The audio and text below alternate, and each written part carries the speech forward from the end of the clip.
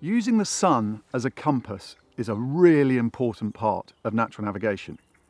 It's probably the compass you'll use most often. And the good news is, it is really straightforward to get up and running. We know the sun rises in the east, it moves through the southern sky, and it sets in the west. And in this course, we're just going to take each of those parts up to another level. There are 3 stages, or what we might think of as 3 levels, to using the sun as a compass.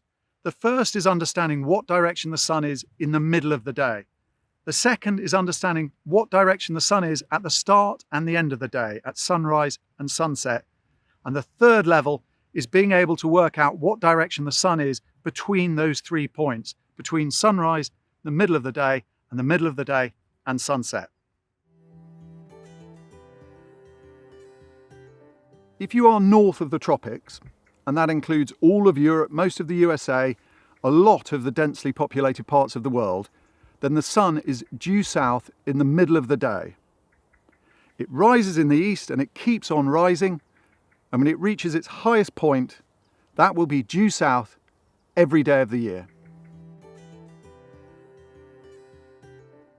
The next stage in understanding how to use the sun to find our way is understanding what direction it is at the start and the end of the day, at sunrise and sunset.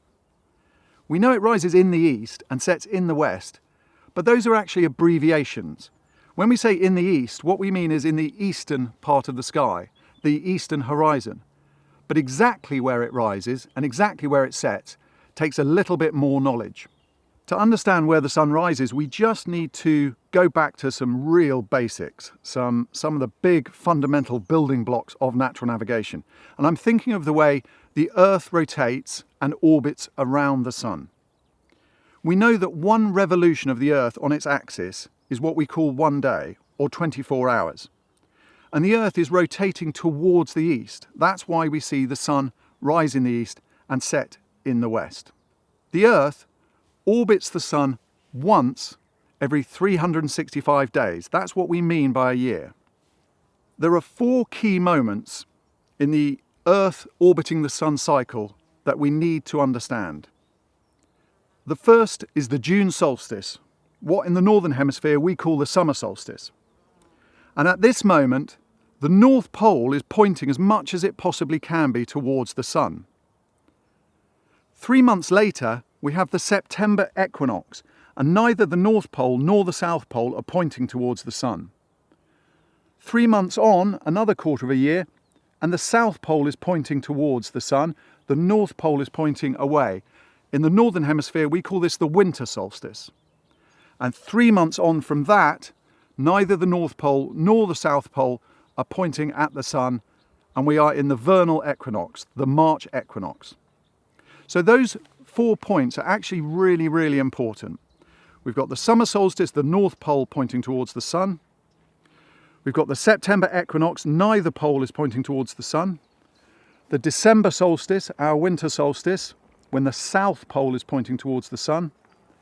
And then the March, the vernal equinox, when neither pole is pointing towards the sun again. These timestamps are really important because to understand where the sun rises and where it sets, we need to ask ourselves the question, which pole is pointing towards the sun? All we do is ask ourselves, what is the season? If it is summer, if we're anywhere near the middle of summer, it is summer because the northern part of the world is pointing at the sun. The North Pole is pointing towards the sun. So, if we want to know which side of east the sun rises and sets, we just say to ourselves, which pole is pointing towards the sun? If it's near June, we'll say the North Pole is. The sun is going to rise north of east, and it is going to set north of west. A lot of people think because the sun has risen north of east, it must set south of west to balance things up. But whichever pole is pointing towards the sun in the morning, it will be the same pole at the end of the day. So the key is to understand where the sun will rise is ask yourself which pole is pointing towards the sun, and whatever your answer to that question is, that will tell you which side of east and west the sun will rise and set. So let's think through one more example. Let's say it's December. It's our winter. It's our winter because the North Pole is pointing away from the sun. It's the South Pole that's pointing towards the sun. The sun will rise south of east and set south of west. If we think about it, that tallies with our experience of the days. In winter, we have very short days because the sun has risen south of east, it moves through south and sets south of west. It's quite a small arc. In the middle of summer, near late June, the sun rises well north of east, moves through south and sets well north of west. That's a very big arc. We have very long days in June. Near the equinoxes, in late March or late September, neither pole is pointing towards the sun. And these are the only two times of the year that the sun rises due east and sets due west, the two equinoxes. What I would like you to do is a bit of a thought experiment. I would like you to imagine you can see a very clear eastern horizon. And you get out a camera, and at the moment of sunrise, when half the sun is poking over the horizon, you take your photo. And you do that diligently every day for a year. And then you develop these photos in a traditional sense onto paper. You've got 365 photos of sunrise. If you flick through those photos, it'll make a sort of cartoon, and what you'll notice is the sun moving up and down the horizon. We know that in June it's going to rise well north of east because the North Pole is pointing towards the sun. So the June photos show the sun rising well north of east, and then as we flick through the photos we see the sun moving, and it actually gets faster. And then as we get to the September equinox, it goes through east, moving quite quickly, and then as we get nearer to December, it's getting to its most southerly point. And at the winter solstice, it rises as far south of east as it can. The word solstice actually means sun standing still, because the ancients noticed that at each end of that spectrum, the sun stops moving and then starts moving the other way. So the summer solstice in June, as far north of east as possible, and it moves through east in both March and September, and it will get to its most southerly point in December when it stops, changes direction, and the cycle starts again.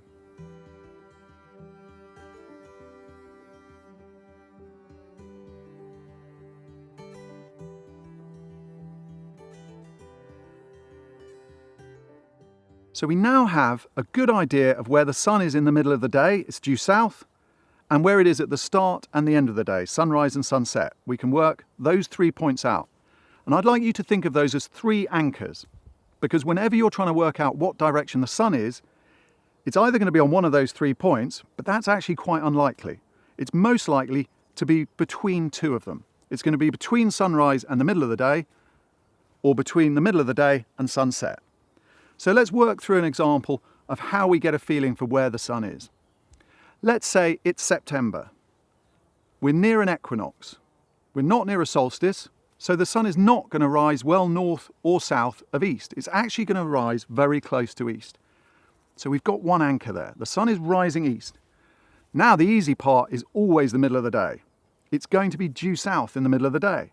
So we have 2 anchors there. It's rising east, and in the middle of the day, it's going to be due south. What if it's the middle of the morning? Let's say it's roughly 9 a.m. It doesn't matter whether you're using a watch or just having a general sense of time. We know it's roughly the middle of the morning. We say to ourselves, okay, it's not sunrise, it's not the middle of the day. We're roughly halfway between the two. We're halfway between our 2 anchors. We're halfway between east, halfway between south. We must be looking roughly southeast if we're facing the sun.